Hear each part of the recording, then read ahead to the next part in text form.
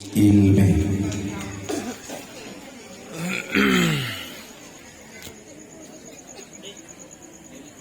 kepada tamu lamrati subuh riba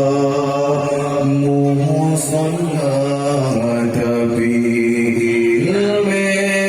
Tuhan nasib cukup sakit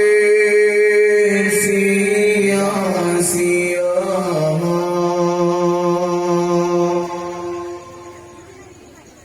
Batalan sahana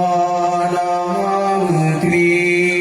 mensucikanmu Oh cara lezembahaya kalam jahil fahlan mafhumhana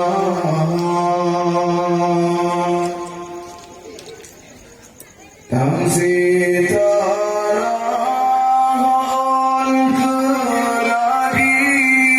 dahabe bulu dahanan ibadah dan ilmu sayang wajah hasilana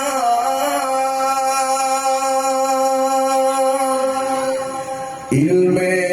agama mengairkan kerbinian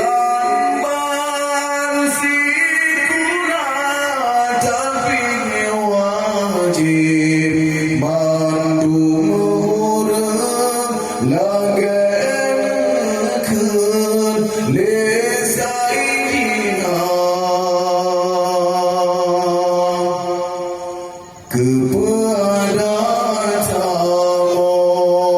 lamrati subuh riba muhsanna tapi ilmu Tuhan nasib cukup sakit sia-sia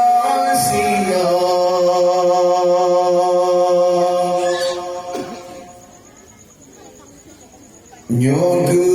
puncak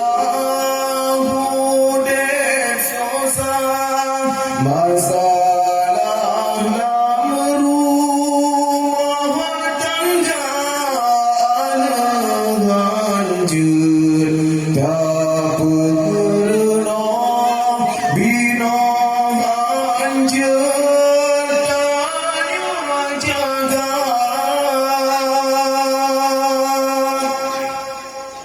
Tuduh sering dalam salah Kaim langkah babur hina kepemimpin Hala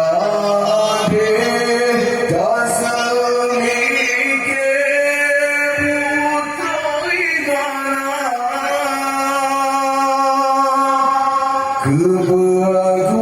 kebergunaan ibadah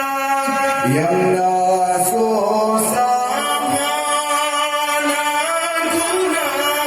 heran dana dikui tanah tapi Allah